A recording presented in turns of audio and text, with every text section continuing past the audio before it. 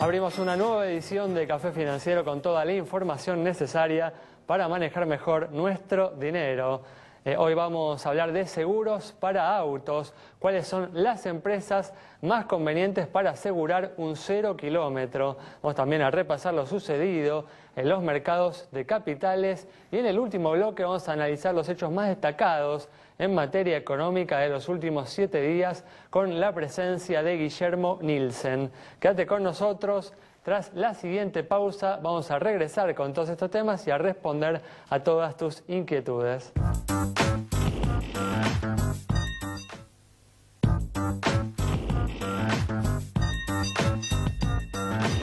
Bueno, ya está aquí con nosotros Santiago Chelala, también está Yamila Escala y hoy nos está acompañando Miguel Cielonca para hacer el repaso habitual de lo sucedido en los mercados de capitales, cómo han empezado los mercados de capitales en esta primera semana completa del 2015. ¿Qué tal? ¿Cómo andan? Muy bien, ¿cómo les va? ¿Cómo están? Gracias por estar aquí.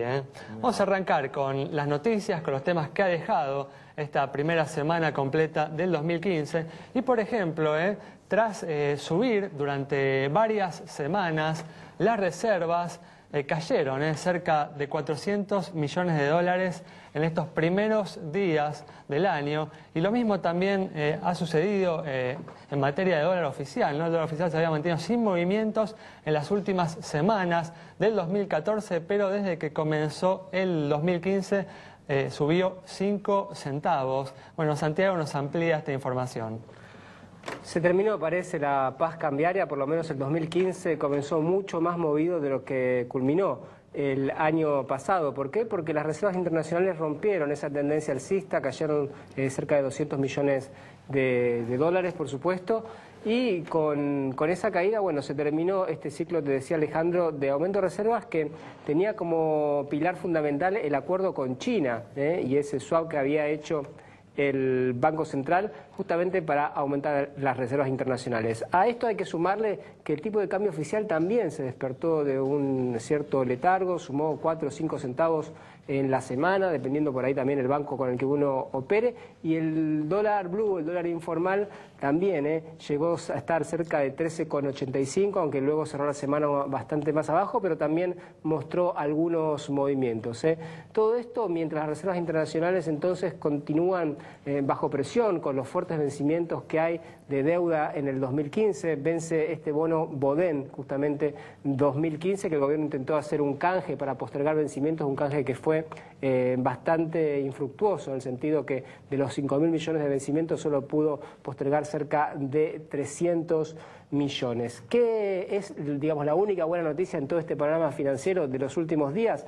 Que el juez Griesa, en esta pelea con los fondos buitres, hizo una citación para marzo recién. Se esperaba que al vencer la cláusula Rufo el gobierno se sienta a negociar con los fondos buitres. Al parecer no hay ningún apuro. En los tribunales de Nueva York la cita es recién en marzo, lo que augura un primer trimestre bastante más tranquilo de lo que podía esperarse.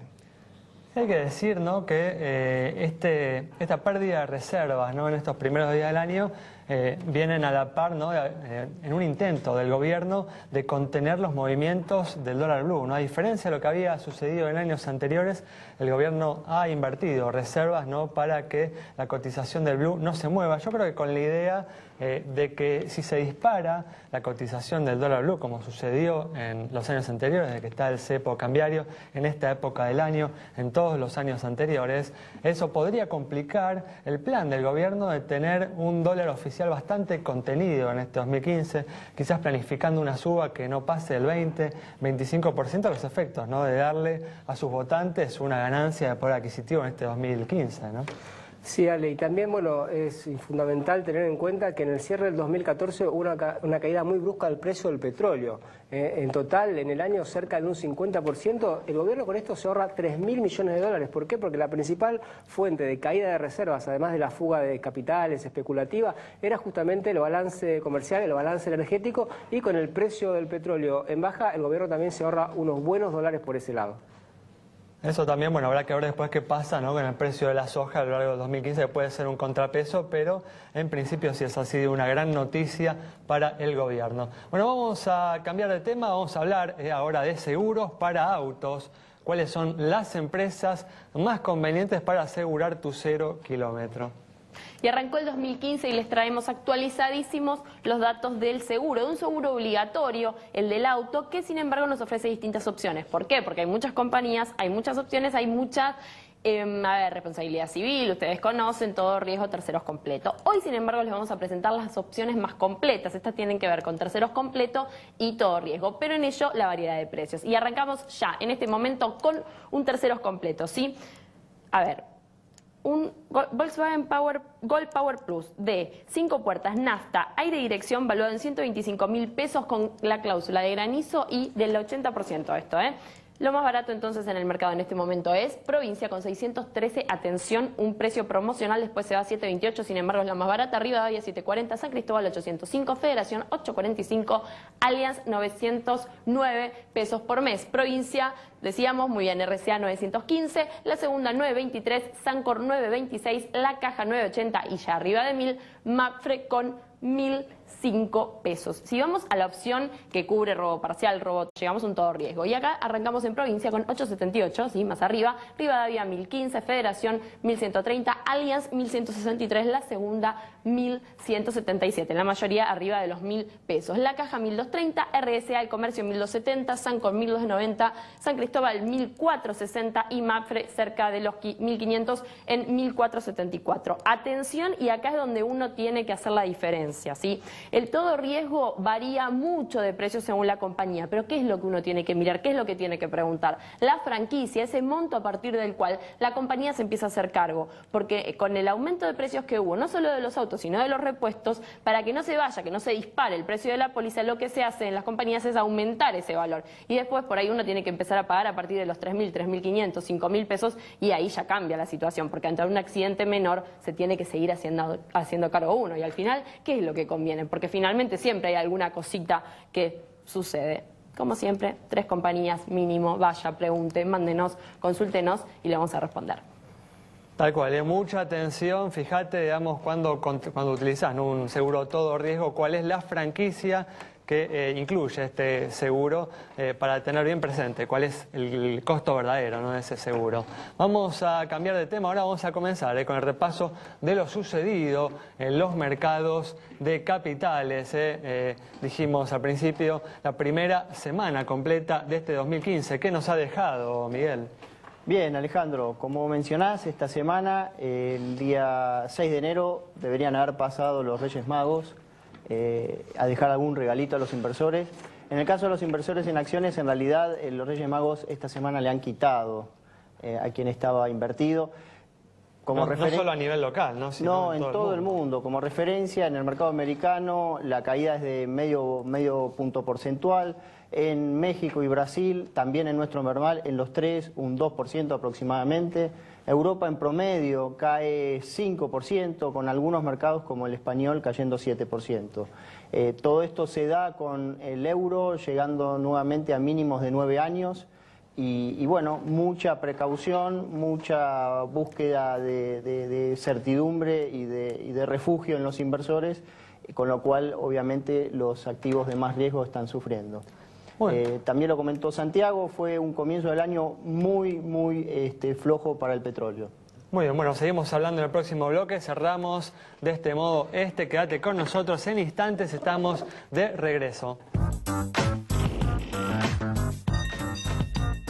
Bueno, abrimos el nuevo bloque y rápidamente vamos a empezar a contestar a tus inquietudes, por ejemplo, la de Sofía, sobre el estado del Banco Comafi. Vamos entonces a este banco de capitales privados, en este caso tiene un patrimonio de 1.085 millones de pesos, depósitos por 6.726 millones y resultados positivos en el último ejercicio de 30 millones de pesos. Buenos indicadores de solvencia y también de liquidez, cara sonriente para el Banco Comafi. Bueno, con el inicio del nuevo año venció finalmente la tan mencionada cláusula Rufo, lo que le permite al gobierno mejorar la oferta a los acreedores que no ingresaron a los canjes del 2005 y el 2010. Nuestra colaboradora Maite Peñañori dialogó con el público para ver qué esperan que suceda con las negociaciones con los fondos buitre a partir de esto. Café Financiero le preguntó a la gente si cree que el gobierno finalmente intentará llegar a un acuerdo con los holdouts o si creen que esta tarea quedará para la próxima administración. Hay determinados fondos buitre que me parece que lo que piden es ilógico, pero hay gente que no entró en el canje y que tiene todo el derecho de reclamar lo que le habían prometido, ¿no? El gobierno no va a llegar a un acuerdo porque creo que ahora le ve la beta política de litigar con fondos buitres, enemigos del país y toda esa historia, ¿no? Debería mantener la misma oferta que con el resto de los acreedores. Un arreglo con los fondos buitres, no sé si es beneficioso para nuestra economía. El tema es que ya el hecho de los fondos buitres ya es una chantada total. Mi deseo es que no llegue a ningún acuerdo porque esa gente no se merece ningún acuerdo y estoy de acuerdo con el gobierno que plantee desde la posición argentina las cosas. Bueno, vamos a dialogar, ¿no?, en instantes con Guillermo Nielsen sobre este tema, pero en mi opinión, y creo que en la de la mayoría de las personas, queda claro que el gobierno va a intentar mantener su postura actual de no pagarle a los fondos buitre más que al resto de los acreedores o hacerle una mejor oferta, en la medida, digamos, en que la situación económica no se complique. En un escenario por ahí más adverso, el gobierno puede llegar a evaluar tal vez que un arreglo con los fondos buitre es el mal menor. Sí, así es. Probablemente ya quede para el próximo gobierno entonces llegar a algún tipo de acuerdo, a menos que, bueno, siempre depende del acuerdo, a menos que los fondos buitres acepten finalmente recibir lo mismo que los bonistas que entraron al canje en 2005 y 2010. Eso sería difícil de esperar, ¿no? Pero bueno, seguramente que si se da ese escenario, el gobierno no tendría nada que objetar. Muy bien, vamos a continuar ahora con un breve comentario sobre lo sucedido en los mercados de capitales. Así es, Alejandro, en la semana, en lo que va del año, el petróleo está cayendo 8% después de una caída el año pasado de aproximadamente el 50%. Para Argentina, desde el punto de vista macroeconómico, la baja del petróleo es positiva. ¿Por qué? Porque reduce la necesidad de divisas por el déficit energético, el déficit comercial energético. De todas maneras, desde el punto de vista microeconómico, la baja del petróleo afecta mucho a las empresas energéticas que componen el Merval, ¿sí? Especialmente YPF y Petrobras. Muy bien, perfecto. Vamos a cerrar este bloque respondiendo a una última consulta sobre el estado de una compañía aseguradora. Mariel, nos consultaste sobre la situación de Bernardino Rivadavia. Esta empresa presenta un activo de 3.175 millones de pesos, pasivo 2.252 millones, patrimonio 923 millones de pesos, resultado positivo 139 millones, primas 838 millones, se informa 7.039 juicios. Con indicadores que se condicen con los del promedio del mercado, es que le otorgamos la luz verde de nuestro semáforo. Y como les dije antes, contáctense con nosotros. ¿Dónde? Acá. @Café Financiero en Twitter o en Facebook también nos encuentran como Café Financiero.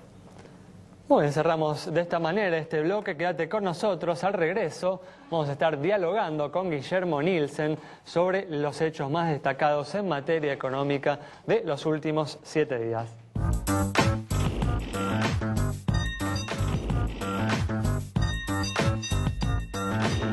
Muy bien, ya está con nosotros el economista Guillermo Nielsen para analizar los hechos más destacados en materia económica de estos últimos 7 días. ¿Qué tal, Guillermo? ¿Cómo andás? ¿Cómo están ustedes? Gracias por venir. Gracias a ustedes por la invitación. Una semana en la que el ministro de Economía, Axel Kicillof, se refirió al conflicto con los fondos buitre, señalando, ¿no?, que los representantes de estos fondos son intransigentes y dando la impresión de que una negociación en nuevos términos aparece como lejana.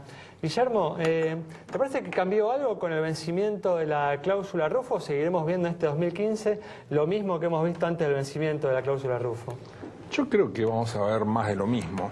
A mí me parece que en el gobierno no hay una voluntad profunda de resolver este problema. Este es un problema de fondo Y fíjense ustedes que todos los problemas de fondo se patean para adelante, no hay resolución dentro de lo que es este gobierno que está entrando en los últimos 11 meses, ¿no? En particular, además, da la impresión de que a este tema lo ha tomado como una bandera política también, ¿no? Sí, lo han tomado como una bandera y ha dado lugar a discursos más emocionales que bien pensados, ¿no?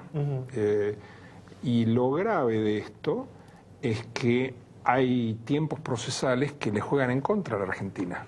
Sin ir más lejos, estamos con que los punitorios son cada día más altos y lo más grave de todo es que como la Argentina no tomó una posición realmente negociadora en esto, sino que se ha dedicado a una especie de lamento borincano, lo que ha hecho es que existe la posibilidad que los Me Too's se agreguen a este primer fallo, con lo cual en lugar de 1.650 millones van a ser 8.000 millones. Es interesante lo que decís, ¿no? Porque el ministro de Economía hizo alusión en uno de los tweets que envió, que señaló el otro día, en el que hizo alusión a los economistas de la oposición, entre los que seguramente vos estás incluido, y dijo, los que quieren sobreendeudar de nuevo el país son los que quieren pagarle a los fondos buitre cualquier cosa. No, a mí yo no me doy por aludido con eso. No te das por aludido. Yo no me doy por aludido.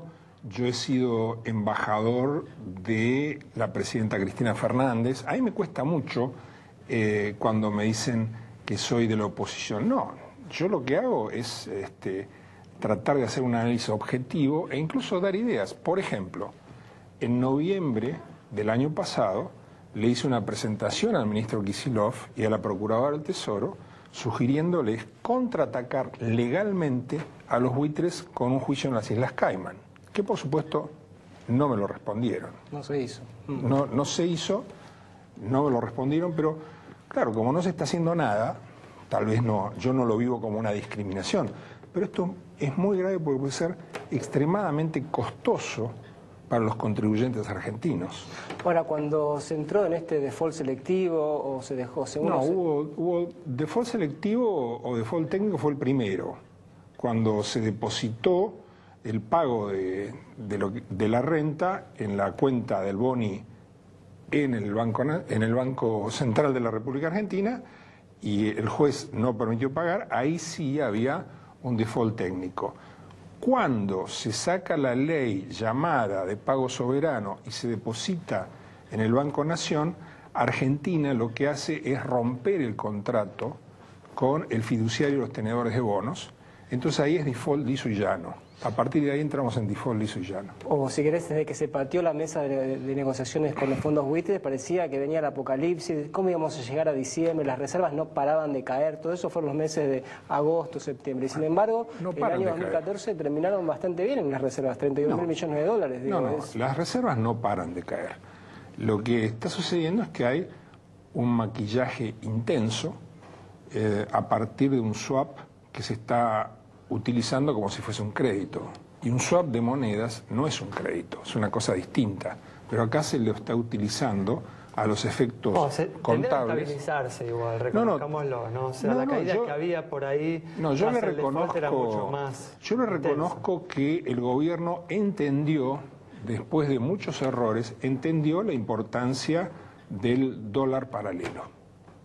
Ese es el gran tema que ha entendido el gobierno, que le costó mucho entenderlo. Acuérdense, hubo mañanas de Capitanich diciendo cualquier cosa, que esto era una cosa ilegal y que él no podía hablar.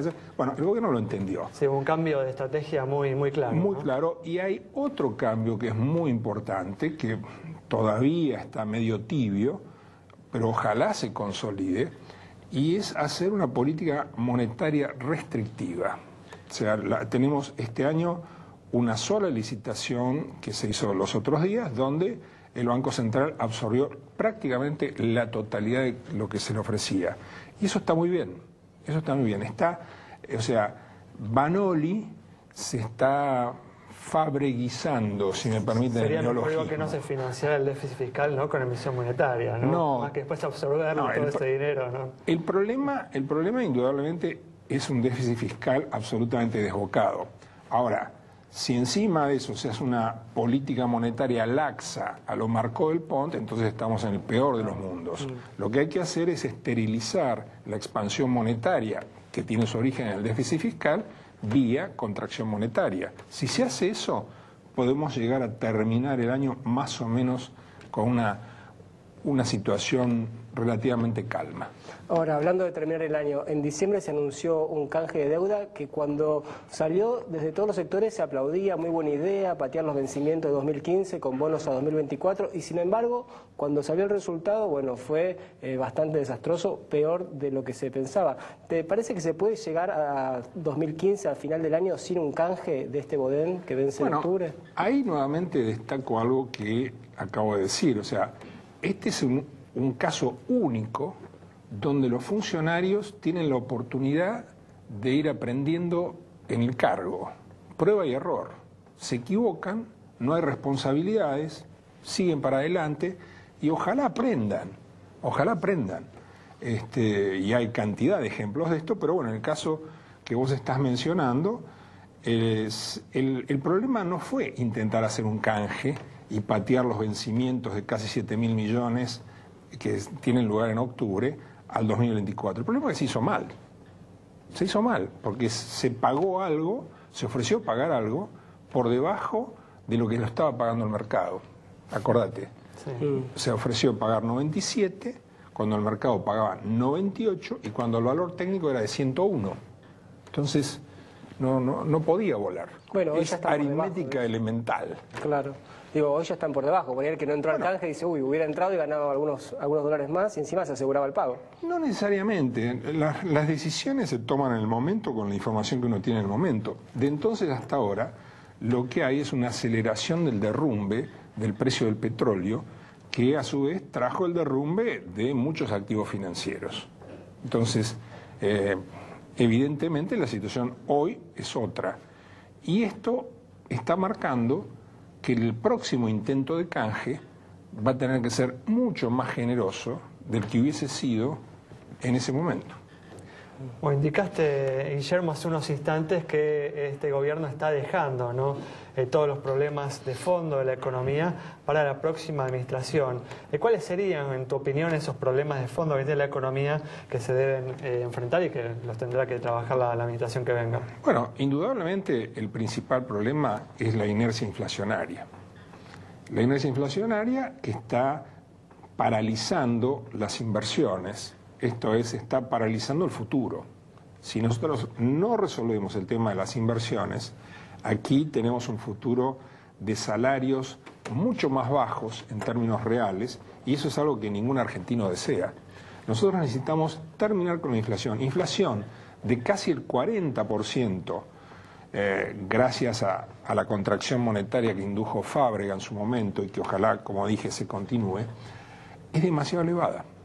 Fíjense lo que pasa en Brasil, donde Dilma Rousseff, con antecedentes intachables en el progresismo, ex prisionera política, ¿no es cierto? Todo el currículum que muchos argentinos progres quisieran tener y no tienen, ella designa a un ministro de Economía hiperortodoxo y muy duro, un graduado de Chicago, ¿no?, Joaquim Levy.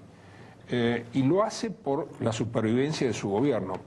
¿Cuál es la inflación a todo esto? Bueno, no llegaba al 7,5% la inflación. Nosotros tenemos un 38%. O sea, el primer problema es ese, pero hay muchos más. Guillermo, nos queda un minuto brevemente. ¿Cómo se puede comenzar a enfrentar ese problema de la inflación? Bueno, lo primero sería que este gobierno deje a la economía argentina como la tomó. Que la deje como la tomó. Eso no va a suceder, ¿no? No, bueno, pero hay que tratar... El próximo gobierno, digamos, ¿sobre qué aspectos? El próximo gobierno tiene una tarea ciclópea.